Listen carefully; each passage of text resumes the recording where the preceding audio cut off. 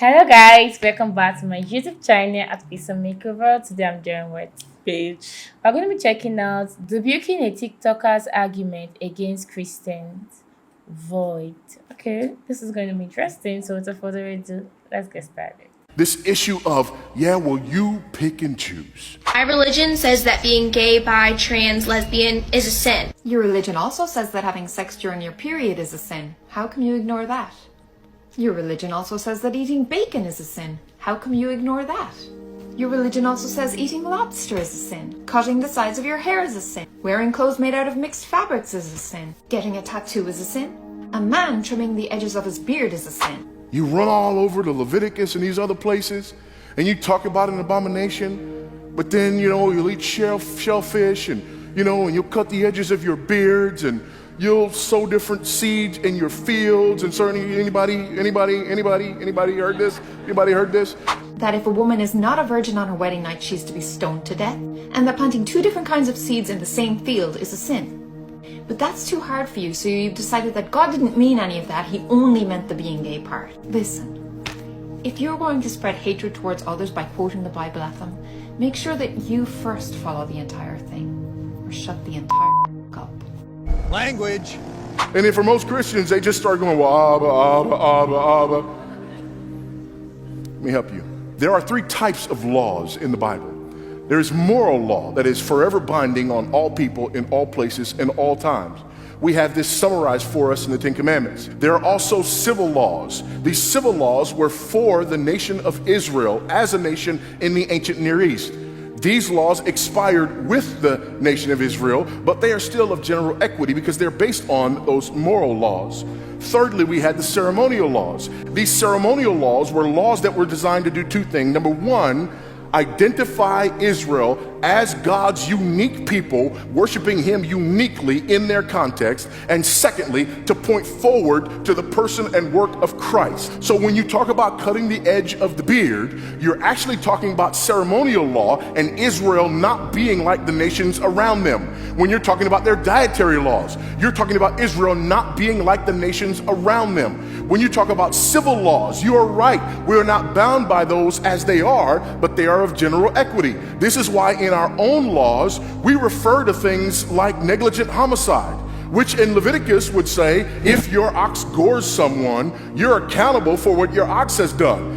You don't have an ox, but you have other things that can hurt people. So we still have that same principle, which is based on our upholding of the sixth commandment. So the reason I pick and choose from the Old Testament is because, number one, New Testament writers do that and teach me how to do that. Number two, Christ has come and we are under the new covenant. However, he has fulfilled the whole law and he has actually enabled me to keep the moral law. The moral law hasn't gone anywhere. So it is still wrong for you to murder me or me to murder you. It is still wrong to commit adultery. It is still wrong to steal. All of these things remain. So it is because I understand how the Bible is written and I use the Bible carefully that I don't just pick and choose according to what I like, which is the exact opposite of what you are doing. So I have a better question for you. You wanted to know why I pick and choose certain parts of the Bible. I can explain it to you in painstaking detail, and it gets to an authority that's higher than me. But what I want to know is this: why is it that you get to pick and choose from the Bible, and you don't know why, and you don't know how, and whatever you choose is what you happen to want at the moment? And what's better for our society?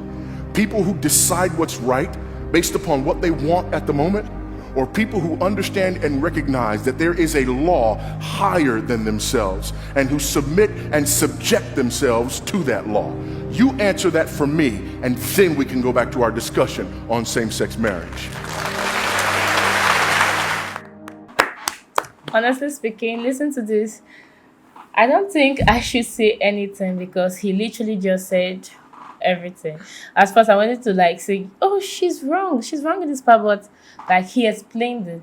He gave reasons why things are like that. It's just like when you go to a country and this is a civil law in the country. This is what you cannot do in the country, because there's some country where you cannot do A, B. Okay, I think there's some country where you cannot dress the way we dress, like leave your hair open and stuff like that. You can't But it does not mean that when you're not there, you can't do it somewhere else. So that is basically the other part of the Bible. God gave rules to Israelites so that they could differentiate themselves from other people around them. So that's basically what I'm going to say. There's no need to go into details because the pastor already did. What do you think? Actually, the man actually said everything.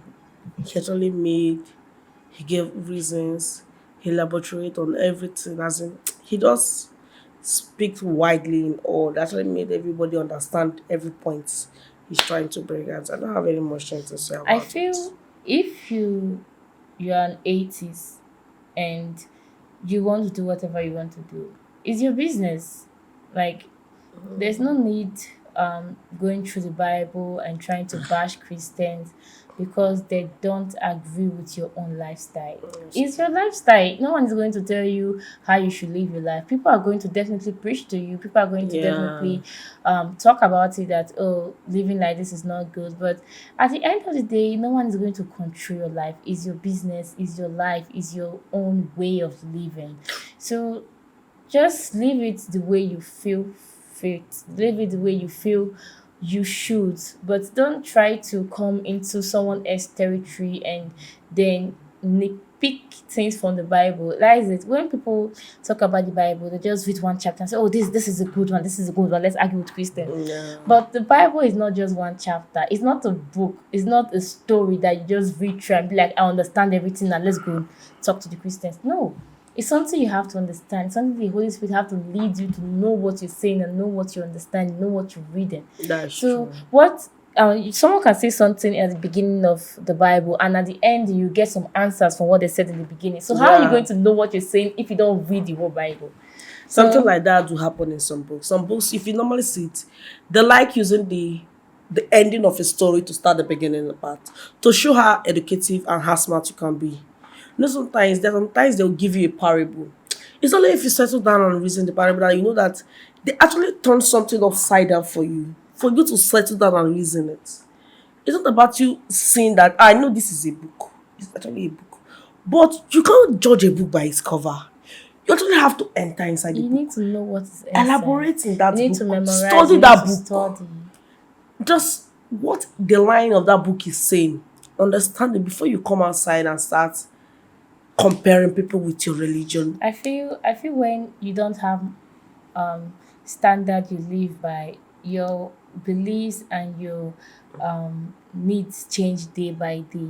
When you Actually, don't have true. standard to live by, because right now you see some people they say that oh they don't know want they no longer want to be transgender, so they're retransitioning. So you see their feelings have changed, so now they want something else. So when you don't have morals, when you don't have standard, when you don't have something you live by, when you don't have a higher power that you look up to, your needs, your feelings, your belief, your standards are definitely going to change every day.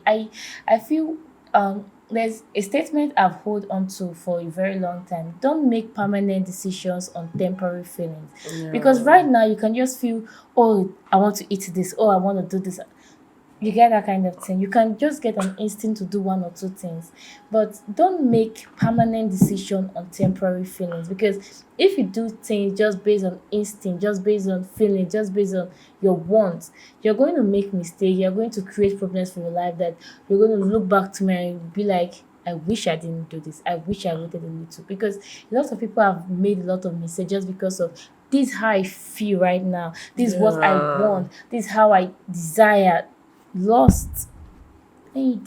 But I just pray we all move in the right direction that God have created for us, and we come back to our place and our home despite what it is for you and what it may be for me. I just pray that we all find what we're looking for in life. So please let us know what you think about our reaction. Please don't forget to like, subscribe and share our videos. We'll see you on the next one. Bye.